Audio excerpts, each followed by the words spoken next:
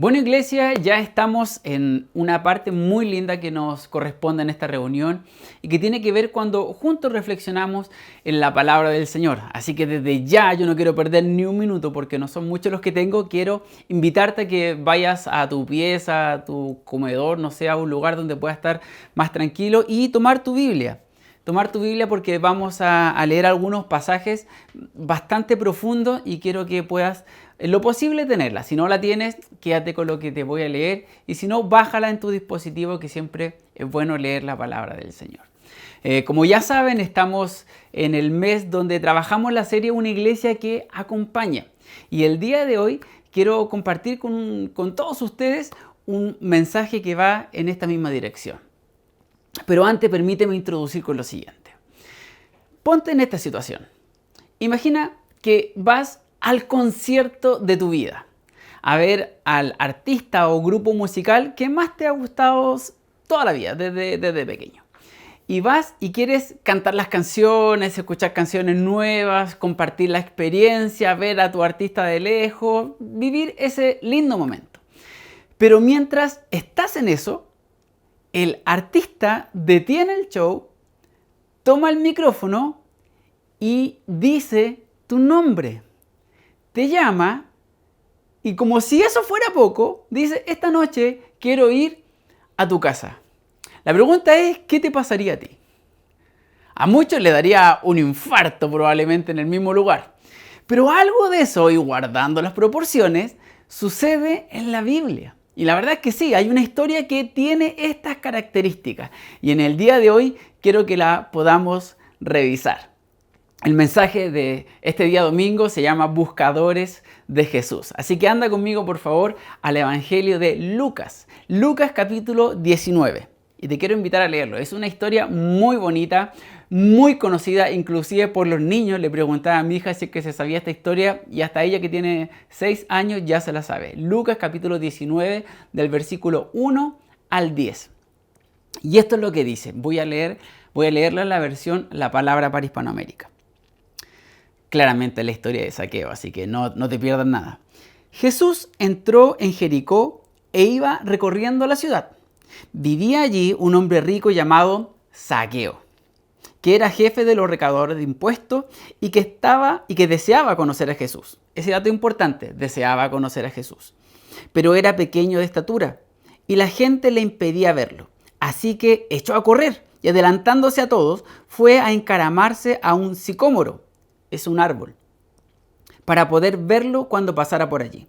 Al llegar Jesús a aquel lugar, miró hacia arriba y vio a Zaqueo y le dijo: Zaqueo, baja enseguida, porque es preciso que hoy me hospede en tu casa.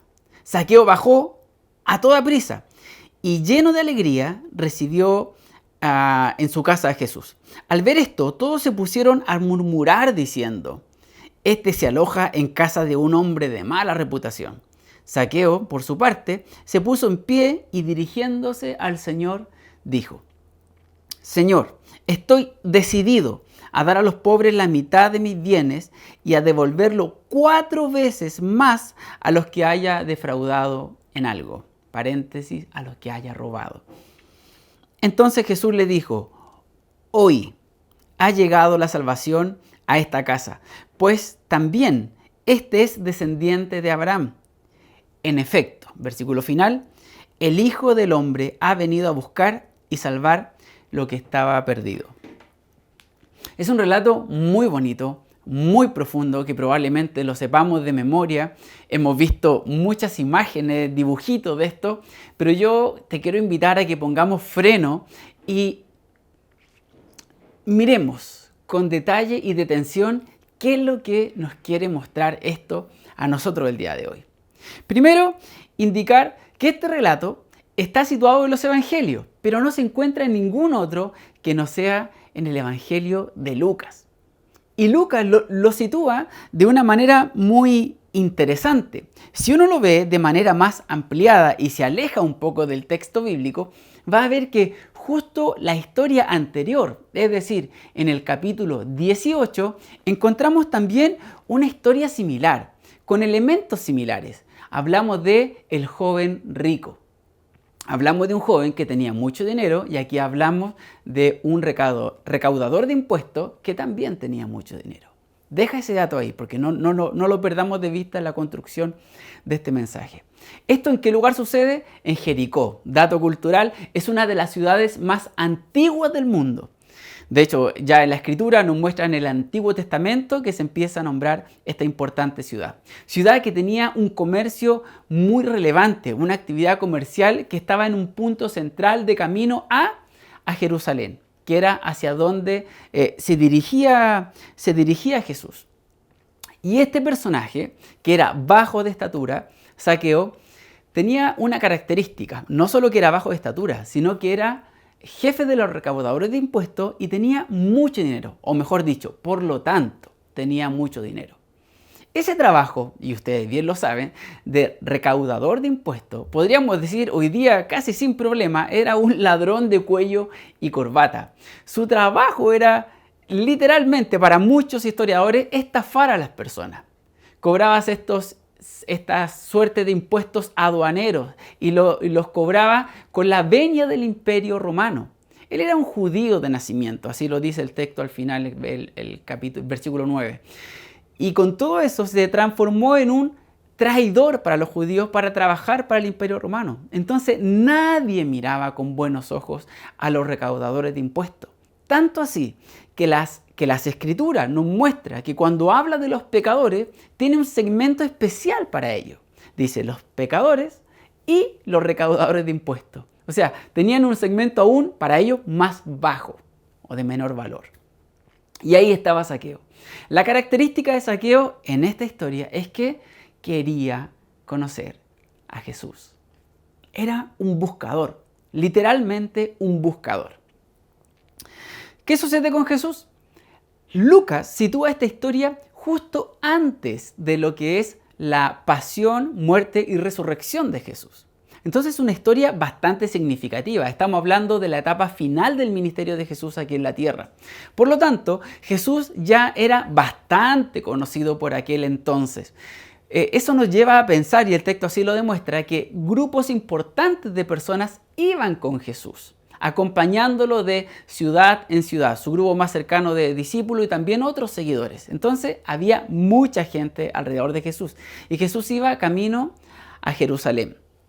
Entonces, este Jesús que va camino a Jerusalén tiene una característica en esta conversación con Zaqueo. Cuando Zaqueo sube a este árbol, un árbol de follaje muy frondoso, de tronco bajito que permite que cualquier persona se pueda subir, mira hacia arriba, intencionalmente se detiene y llama a Zaqueo por su nombre. El texto nunca nos dice que conversaron previamente. Aquí podemos ver la omnisciencia de Jesús. Jesús todo lo sabe, Él es Dios. Importante ese dato. Jesús lo mira, lo llama por su nombre y se autoinvita a su casa. Mire, Jesús tenía mucha personalidad. Se autoinvita a su casa y le dice, esta noche necesito o quiero estar en tu casa, hospedarme en tu casa. Y Zaqueo, ¿qué es lo que hace? ¿Qué es lo que hace? Es muy interesante esto porque creo que aquí podemos detenernos bastante tiempo, pero quiero señalarlo. Zaqueo baja con alegría de ese árbol. Tomando en consideración su rol, su trabajo, ¿cuántas alegrías honestas podría haber tenido este hombre? Claramente era, probablemente en palabras más actuales, era un millonario. Pero ¿habrá tenido alegrías honestas socialmente hablando? Los recaudadores de impuestos eran personas que estaban más bien aisladas de las demás personas de la sociedad. Al menos sí o sí de su pueblo, los propios judíos. Pero el texto nos dice que baja contento. La historia avanza rápidamente y ya nos muestra a Jesús en la casa de Zaqueo. Y todos se ponen a murmurar. Así, ¿qué es lo que está haciendo, cierto, este Jesús? Sin embargo, Zaqueo nos muestra que se pone de pie y habla con Jesús. Y en ese relato dice que la mitad de sus bienes, que no debe haber sido poco, lo regalaba a los pobres. Y si a alguien había defraudado, paréntesis, robado, se lo devolvía 4 veces. Las leyes judías y romanas efectivamente demandaban que si alguien robaba tenía que devolverlo 4 veces. Pero esto de regalar la mitad de los bienes era innecesario, no era exigido. Sin embargo, Zaqueo quiere dejar extremadamente clara su posición de cambio. Que no haya ninguna duda que Jesús le cambió la vida. Y hace algo que no era exigido por la ley. ¿Qué es lo que hace Jesús? Se presenta delante de los demás y habla con Zaqueo y le dice: hoy ha venido la salvación a esta casa. Hoy ha venido la salvación. Y el versículo 10 nos dice por qué. Porque Jesús vino a buscar y a salvar lo que se había perdido. Interesante, bonito relato.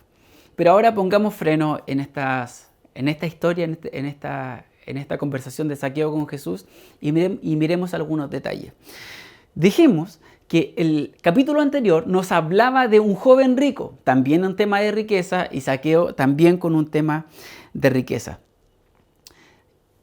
El versículo 24 del capítulo 18 nos dice lo siguiente. Esto es Jesús hablando. Qué difícil es para los ricos entrar en el reino de Dios. Y si nos quedáramos con esta idea, pareciera que el problema aquí es el dinero. No obstante, el versículo 27, Jesús mismo aclara y dice, y Jesús les respondió, lo que es imposible para los hombres es posible para Dios. Deja muy en claro que efectivamente la riqueza es un tema para el ser humano, pero también deja claro que cuando Jesús está presente no hay ninguna imposibilidad de cambio. En Jesús todos nosotros tenemos la posibilidad de cambiar nuestra realidad de vida. ¿Dónde empiezan las crisis de las personas? Para estos dos personajes ocurrió de manera muy clara en el tema del dinero. Pero para otro empiezan en los problemas familiares.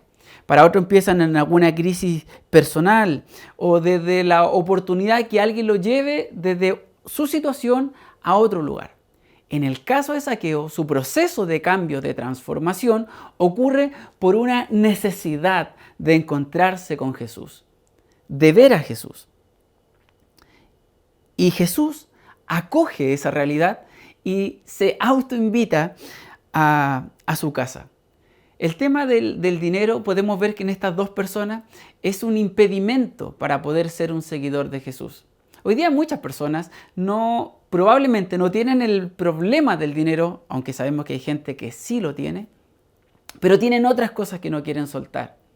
Están asociadas a sus ideologías, probablemente a su vida privada o a sus planes personales o proyectos de futuro.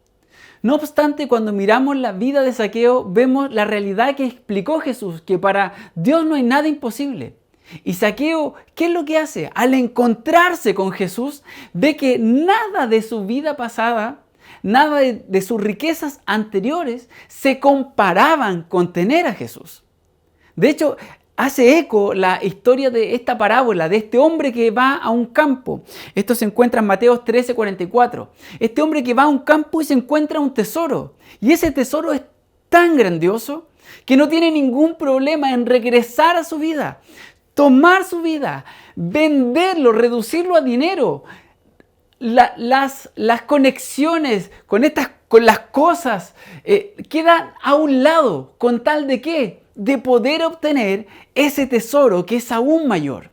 Esa expresión del reino de Dios se está mostrando de manera muy clara y vívida en la vida de Zaqueo. Zaqueo dice, no importa nada de lo anterior, de hecho mis riquezas son nada, con tal de tener a Jesús. Entrego la mitad de mis bienes, si a alguien le robé se lo devuelvo 4 veces, no me importa nada, quiero tener a Jesús. Qué bonito, qué profundo. Pero esta historia no parte con la decisión de arrepentimiento, conversión de Zaqueo. Nace con Jesús. Nace con Jesús y su atención a los buscadores. Y esto es muy importante y aquí quiero ir puntualizando el corazón de este mensaje. A los buscadores, aquellas personas que honestamente quieren buscar una esperanza, quieren buscar salvación, quieren buscar luz, vida. Y Jesús está atento, se detiene, lo llama por su nombre, lo conoce y decide involucrarse en su vida. Desde la perspectiva judía, entrar a la casa de alguien era extremadamente algo privado, algo de mucha confianza. Y Jesús dice, yo quiero estar ahí contigo.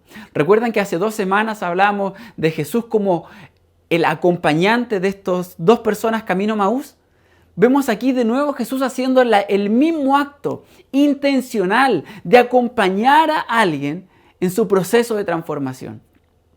Jesús se autoinvita queriendo entrar a la vida de Zaqueo. Ahora, esto tiene un costo para Jesús. Claramente hay un costo asociado. Recordemos que no era cualquier persona, era un recaudador de impuestos, un vil pecador, peor que un pecador. Esto la Escritura y los Evangelios lo dejan bastante claro, lo que significaba para Jesús juntarse con estas personas. Mateo 11:19 nos dice, porque esto es Jesús hablando, luego vino el Hijo del Hombre que come y bebe, y lo califican de glotón y borracho, eso es lo que opinaban de Jesús, y de ser amigo de cobradores de impuestos y de pecadores. El mismo Evangelio de Lucas 5 del 30 al 32 nos dice, pero los escribas y los fariseos murmuraban contra los discípulos de Jesús y le dijeron, ¿por qué ustedes comen y beben con cobradores de impuestos y pecadores? ¿Se fijan en la categoría especial? Jesús le respondió, los que están sanos no necesitan de un médico, sino los enfermos. Yo no he venido a llamar al arrepentimiento a los justos, sino a los pecadores. A Jesús no le importaba cómo lo miraran o lo que dijeran de él. Jesús tenía su misión extremadamente clara. Y aquí lo muestra en la vida de Zaqueo. No hay nada que sea imposible para Dios. No hay riquezas, no hay problema, no hay ideología, no hay nada que impida que Jesús pueda transformar la vida de una persona. Voy aterrizando con esto. Y les quiero hacer la siguiente pregunta. Me demoré mucho en llegar a estas preguntas, de verdad que me demoré mucho. Pero ustedes piensan que hoy día, en pleno siglo XXI, en plena realidad posmoderna, esta realidad líquida, ¿cierto? Que nada es sólido, sino todo relativo. ¿Ustedes creen que existen personas que quieren buscar a Jesús? ¿Existirá hoy en día personas que honestamente buscan vida, esperanza, buscan a Jesús? Si tu respuesta es positiva, la siguiente pregunta sería, ¿y encontrará a cristianos y cristianas encarnando esta vida? Porque no nos podemos quedar simplemente con el diagnóstico de que sí, hay personas que buscan a Jesús, sino tenemos que interpelarnos a través de la Escritura a nosotros mismos, si estamos encarnando la vida de Jesús hoy día en nosotros. Porque si es así, tiene que preguntar, si yo también, por supuesto, ¿a quién conozco? ¿Quién está a mi alrededor? ¿Que está buscando esta vida diferente? Como dice el Evangelio en Juan 10:10, que Jesús vino a darnos vida y vida en abundancia. Estas personas que están buscando, y sobre todo en un tiempo como el actual, donde hay tanta propaganda política y vemos a través de los debates presidenciales y muchos medios de comunicación cómo se le ofrecen cosas a las personas. Si vota por mí, yo le doy esto, le prometo esto, otro. Y la gente compra y sigue a veces a una persona o a veces a un conglomerado político como que ahí estuviese la esperanza de vida. Pero la esperanza de vida, nos plantea el Evangelio una y otra vez, es Cristo. Es Cristo quien da el cambio de vida completo. No simplemente una fachada, sino el cambio de vida que nace desde adentro. ¿Estamos siendo esas personas que reflejan la vida de Jesús, esta vida abundante? Es como cuando uno, no sé si le pasa a usted, de repente está en Instagram mirando como alguien dice, miren, aquí estoy trabajando y uno ve su trabajo y está frente a un paisaje increíble, sacándole fotografía a un lugar parece pintado por los dioses. O personas que dicen, aquí estoy trabajando, estoy dando a conocer las comidas que se dan en diferentes partes del mundo. Y uno dice, ¿cómo me gustaría tener esa vida? ¿Cómo me gustaría tener ese trabajo? Para no ir más cerca, mi cuñada, dentro de sus labores, su trabajo es sacar fotografías. Y de repente como familia nos manda fotos y dice, aquí estoy trabajando. Y ella vive en Miami. Está en Miami, arriba de un yate, sol, arena y playa. Y uno dice, ese trabajo, eso es puro disfrutar. Y uno está aquí al lado de la estufa. Uno dice, quisiera eso. ¿Es usted esa expresión? Dice alguien al mirarlo a usted y su familia, dice, yo quiero eso que tiene. Yo quiero tener esa realidad respecto de los golpes de la vida, cómo se enfrentan, cómo se enfrenta la pérdida, cómo se enfrenta la inestabilidad. Sabemos que no somos especiales por eso. Sabemos que si hay algo de especial en nosotros, los cristianos y cristianas, es que Cristo está en nosotros.